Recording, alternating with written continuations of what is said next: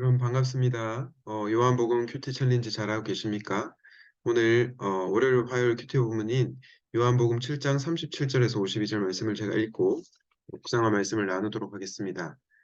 명절의 가장 중요한 날인 마지막 날에 예수께서 일어나서 큰 소리로 말씀하셨다. 목마른 사람은 다 나에게로 와서 마셔라.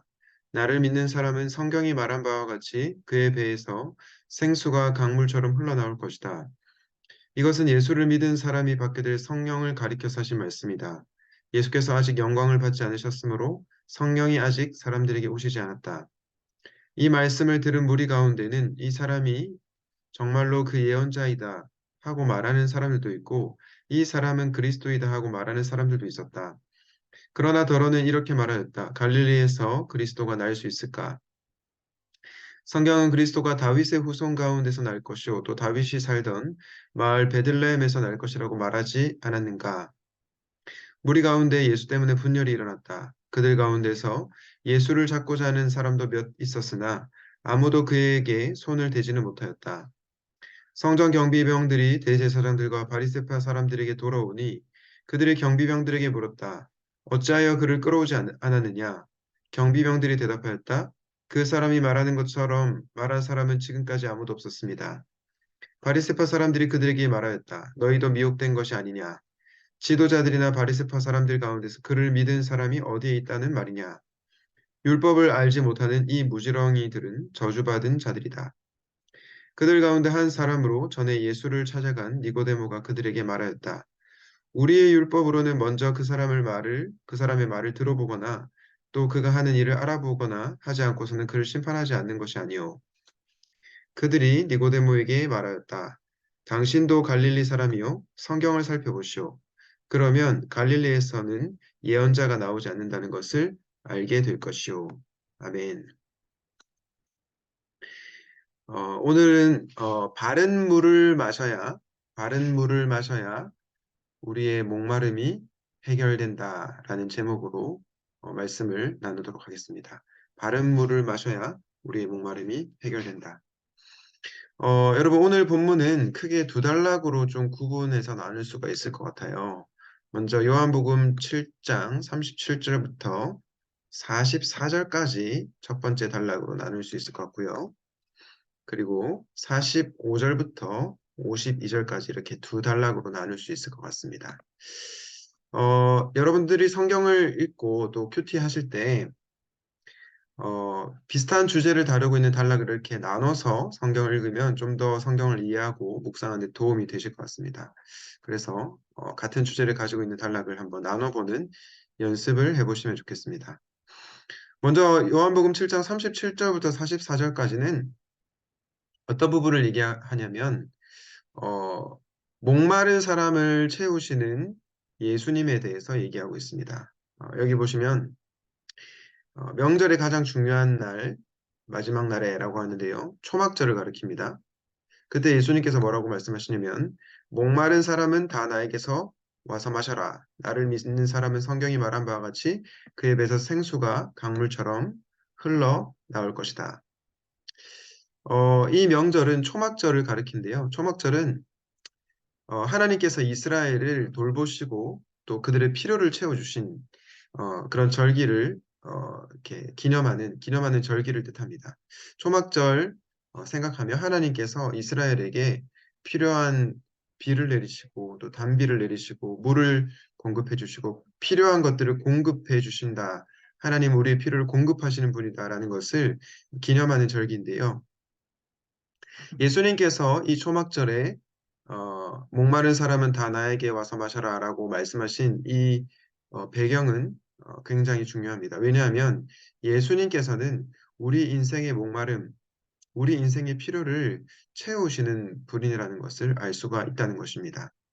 나를 믿는 사람은 성경이 말한 바와 같이 그에 비해서 생수가 강물처럼 흘러나올 것이다 라고 얘기했는데요. 이 말씀은 에스겔 47장을 배경으로 하고 있습니다. 에스겔 47장에 보면 생수가 강물처럼 흘러나와서 무릎을 채우고 허리까지 차면서 이렇게 점점 그 생수가 흘러가는 그런 장면이 나오는데요. 예수 그리스도께서는 그 말씀을 인용하시면서 내가 너희들의 갈급함을 혹은 목마름을 채울 수 있는 유일한 존재이다라고 말씀을 하고 있는 것입니다. 첫 번째 단락은 뭘 얘기하냐? 다시 정리를 해보면 우리의 목마름을 해결하시는 분이 바로 예수님이시다라는 부분을 얘기하고 있습니다. 두 번째 단락인 45절부터 52절까지는 어떤 부분을 얘기하고 있냐면 영적으로 무지한 상태를 얘기하고 있습니다. 여기 보면 바리새파 사람들이 이렇게 얘기하죠. 너희도 미혹된 것이 아니냐. 네, 지도자들이나 바리새파 사람 가운데서 예수를 믿은 사람이 어디 있단 말이냐. 율법을 알지 못하는 이 무지렁이들은 저주를 받은 자이다. 라고 얘기하면서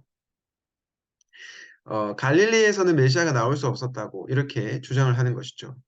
그리고 바로 그때 니고데모가 예수님을 변호하면서 우리의 율법으로는 먼저 그 사람의 말을 들어보거나 또 그가 하는 일을 알아보거나 하지 않고서 그를 심판하지 않는 것이 도리가 아니겠습니까? 라고 얘기했습니다. 그때 그들이 니고데모에게 당신도 갈릴리 사람이요. 성경을 보면 갈릴리에서는 예언자가 나오지 않는다는 것을 알게 될 것이요. 라고 하면서 헛똑똑이인 모습을 보게 되죠.